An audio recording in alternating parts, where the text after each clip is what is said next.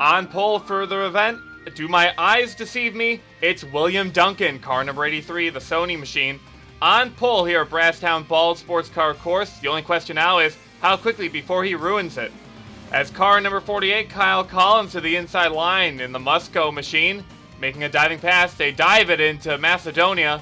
Looks like car 48 is going to throw the block, and the 48 of Kyle Collins, the Canadian, goes to the race lead. Car number 900, Tyler Thaber, is going to sneak by underneath. Along with Freddie Munoz in the 02, I believe the 88A of Chris Dodd gets by. Mitchell Carter, I noticed from 6th, had a really difficult time on that standing start. 3 cars off track on lap number 1. That's Joki Lethinen in car number 666, Jerry Guerra in the 71, and Skylar Johnson in the number 29 Domino's machine. They would have trouble early on. They'd have to try and catch back up to the rest of the field throughout this event. William Brock, who finished very well last week, is at his home track, and he gets turned by Brian Fox. He's going to end up on pit road, and they're going to try and fix that damage to get him back out there so he can impress in front of the home crowd. But what a tragedy early on in this one.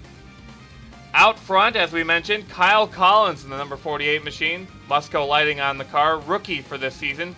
Driver out of Newfoundland and Labrador. As he continues along the racetrack, he's got the Puerto Rican of Chris Dodd, who's able to work his way around Tyler Thaber in the 900. Collins has got a lot of prove out here, a rookie in this sport, already doing pretty well out there today.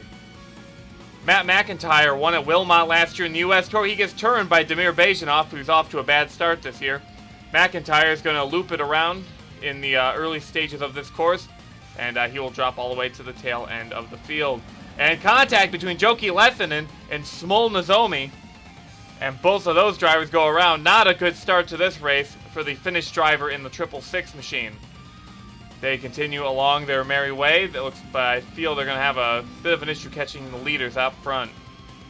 Car number 31, Prunes Littlejohn, had a hard time last week. Oh, Mike Wisnowski spins, and Daniel Voiles makes contact with Littlejohn, sends her sideways. Sebastian Torres in the Fram machine is around as well. It looks like Wisnowski is going to have the worst of it. Speaking of Daniel Voiles, he would have problems the next lap. Dives it down to the inside line, entering Macedonia. Jonathan King throws the block. He goes sideways. Watch out, everybody. He slides up the track. Mark Hankins, great aversion by the number 7 machine, as Daniel Voiles really not enjoying driving through turn number 1 in this event. And oh, he got some cars off track just ahead of them. Let's see what happened here. Zachary Fitzwater Sr. got to the inside of Fred Flintstone. He gets turned by his fellow countryman, Zayden Davidson, and both of them are going to be off track in the early going. There's Mark Hankins. He was trying to keep up his speed on the outside line, but to no avail. He gets slowed up by that wreck as well. Zayden Davidson gets the worst of it.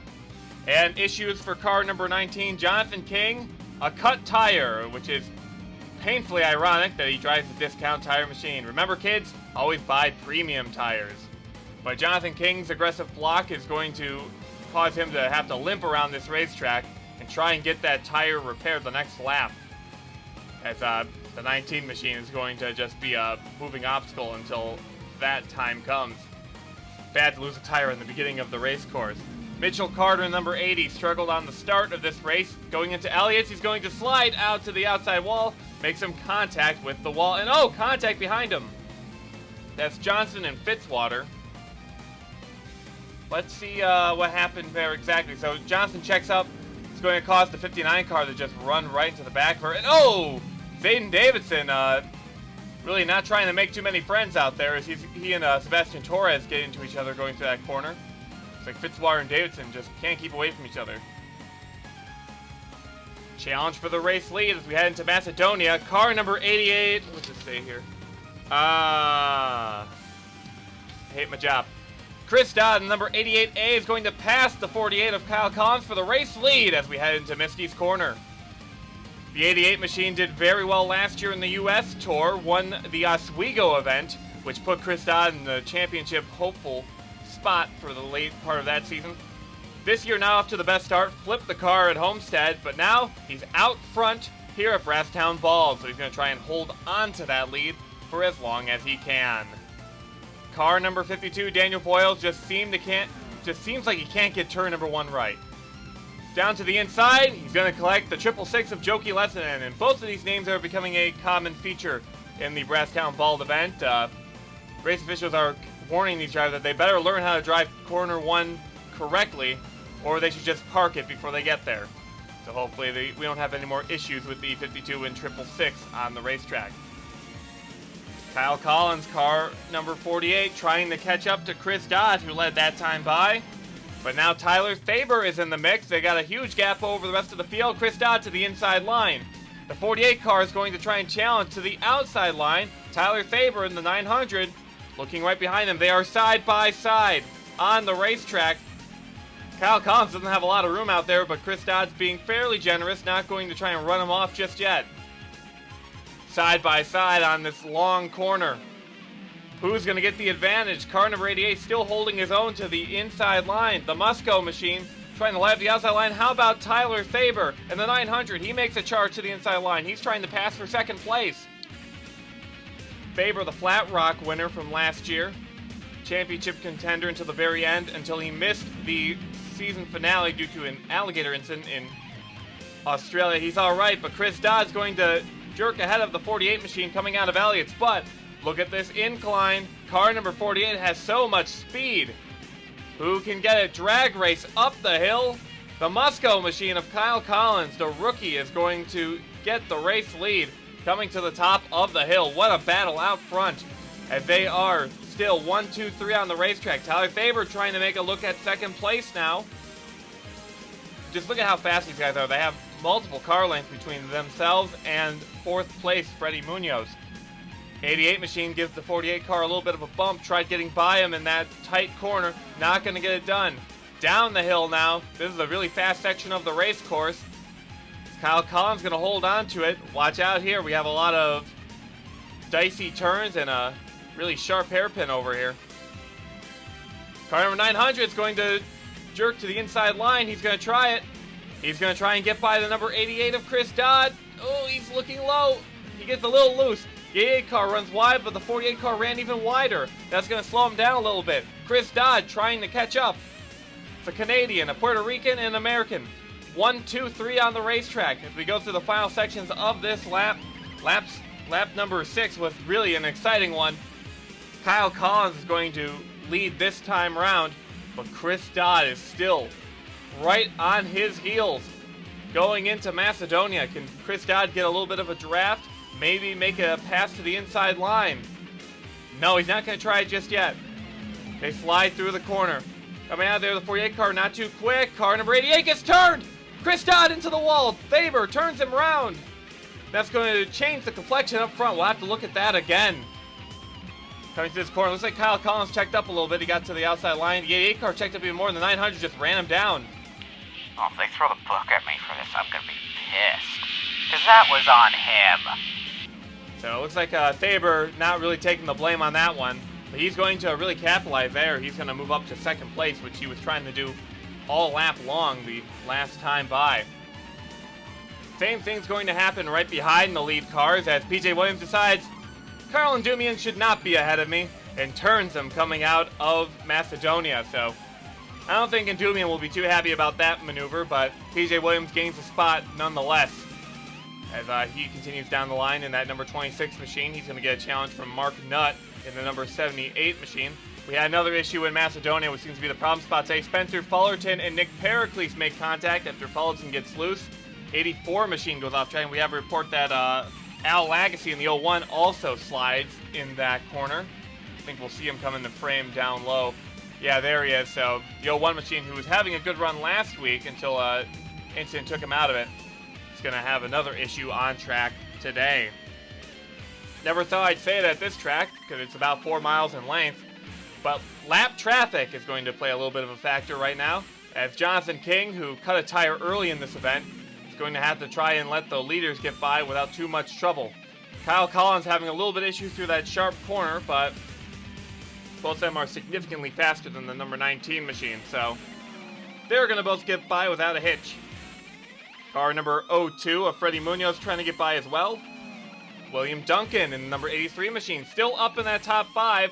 I'm waiting to see how he'll ruin this. Next up is going to be Jim Gambit having an issue. He's just going to run to the back of the 74 of Brian Fox, who slowed up for reasons unknown. Jim Gambit's going to end up far out into the gravel trap. It's going to take him a little bit of while to get back onto the racing surface. So it's a shame for Jim Gambit, who had a good feeling about this race. He had a good car for this event. We'll see and his brother. PJ Williams in the number 26 machine. Going to have a problem the next lap. He's going to get a little loose through the corner. Oh, and a couple other cars off track. That's Antivia Kingray in the 03 and celebrated Olympic archer Mark Nutt in the number 78. So the three of them off track, and both of them were running fairly well on the racetrack, so they're going to have to try and work their way back up through the field. We got to spotlight Freddie Munoz in the number 02 machine. He's going to try and make the pass on Tylor Thaber, rookie American in the mug machine. Not a lot of info on this guy, but he's a pretty quick racer, and he's trying to make a name for himself today. He's going to try and battle to the outside of the 900. Not going to be good enough, as William Duncan is going to challenge to the inside line. Munoz maybe should let him by. You don't really want to mess with William Duncan. Just ask Sebastian Torres. Chris Dodd's going to go on pit road on lap number 10. He's going to be joined by a couple other drivers, Bunnell, Fitzwater, and Johnson. We're a little bit further back. These guys are pitting awfully early. I wonder if this is a bit of a strategy call, or if the 88 had the tire rub from that impact from the wall. We'll have to see. Freddie Munoz, easy come, easy go. He's going to get off course in Macedonia. A rookie mistake for the 02. But we will know that in the early stage of this event, he had a pretty solid race car, and he has all season to improve. So Munoz, stuck in that gravel trap. He's going to lose a lot of positions on track because of that blunder. Fred, Granddad Flintstone in the Flintstone Flyers, having an awesome race today. He's up in the 4th place position after last week taking a hard contact with the inside wall at Homestead, Miami. Said it was about as hard as bedrock, that inside wall, but he was able to move this car along with his own 2 feet. Awful, awful stuff. But Fred Flintstone looking to the outside line of William Duncan, and yabba dabba doo, he's going to try and get by on the outside line. He's going to steal 3rd place away. Wouldn't it be something if the Colorado native is going to get a podium here today in that F1 machine? PJ Williams is going to pit on lap number 13. This would be the start of green flag scheduled pit stops, as Williams trying to play a bit of a strategy call since he was by himself that time. Leaders coming by. Kyle Collins goes down pit road. Tyler Thaber stays out. As car number F1 goes down pit road, William Duncan's going to stay out. Seems like they're going to split on track as more drivers make their way down pit road. There's Kingray and Piet. Tyler Thaber is going to lead the lap for lap number 15 as he works his way through the latter stages of the course. But he would go down pit road next time by. And he will take the rest of the field with him, as that is a little bit deceiving since he's got such a big lead over William Duncan. Everyone would go down except for Tommy Turbo in the U.S. Army machine. Turbo decides to stay out on track. Now, he does not lead this lap as Tyler Thaber was already ahead of the line. He's going to try and hope that he can pick up enough of positions to hold on to it. Prudence Littlejohn, car number 31. Engine issues for her, and that is going to do it for her today. What a shame for Prudence Littlejohn. 2 bad races in a row to start off the year, when last year she was a Canadian Series champion, had 2 victories to her name. Hoping to turn things around. Race off pit road. Tyler Thaber's got to beat the 48 of Kyle Collins. Can he get it done? It's going to be close. The 48's got the speed, but the 900's down there on the inside line. Can he do it? He's going to stay ahead of the 48 car for now. Tyler Thaber, great pit strategy on that team, but Kyle Collins is still in the mix. Would not count him out for a moment. As car number 48, Kyle Collins, lurking, trying to get by. The 900 still out front, but the 48 is gaining ground. Go on this long curve. Get a lot of speed over here. You got to make sure you keep your car in the right place. The centrifugal force could be an issue. But the 48 car, he's got a lot of straight line speed. He's closing down the gap. We make our way over to this sharp corner over here.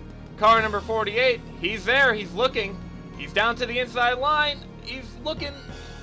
We're going to have a side-by-side battle going into Elliott's as car number 48, Kyle Collins. Collins has had a lot of speed. He's got more speed than the 900, but Thaber has been more aggressive. Side-by-side battle through Elliott's. The 48 car pulls ahead, but the 900's got a little bit of momentum on the outside line. Drag race up the hill. Car number 900 is going to eke ahead of the 48. And that's going to be a couple car lengths between the two. Great job by Tylor Thaber for holding on to that position. Chris Dodd, car number 88A, having a lot of issues in this race. He's going to make some contact with Carl and Dumian. And Dumian to come back on track. The 88 car's off track, and he's into the wall hard. This is going to be a beginning of the year that Dodd's going to want to forget. As 2 bad wrecks in this race. They would get him back out on the racetrack, but he's not going to have the same race car he did early on. Mike Wisnowski having issues in turn number 1. He's going to collect Skylar Johnson with him. Both of them off track. Johnson not happy over her radio. Felt that Wisnowski should have been braking a little bit better through that corner. Both of them slowly work their way back onto the racetrack. There's Jonathan King, who's been running around about 2 laps off the pace. Things would go even worse for the number 19 as the engine would go in the late stages of this one. That would be on lap number 17 for the race leader. So at least Jonathan King's bad day is going to come to an end, as that car is just going to stop on the inside line of one of the far corners of the racetrack. Kyle Collins in number 48 machine. He's trying to go for the lead again. He's tailing behind. He's running out of time. We only have about 6 laps in this one, so if he wants to get by Tylor Thaber, he can't wait too long. Collins does have the car to do it, so I have a feeling he should be able to challenge number 900 if he goes through the late sections of this course. The 48 trying to make it by. Oh no! Car number 48 loses a motor with only 6 laps to go. What a heartbreak! He's not even going to get back to pit road. Kyle Collins, he's led the most laps of this race. Tylor Thaber can't take that away from him, but the 48 machine is going to stall out on the racetrack. What a killer. And now Tylor Thaber's by himself, 7 seconds ahead of this guy. Now you may remember him from earlier in the race. He was part of the first incident. He went off track in turn 2 on lap 1, but Jerry Guerra in car number 71 has worked his way all the way back to the front. He is in second place right now, duking it out with the 83 machine of William Duncan.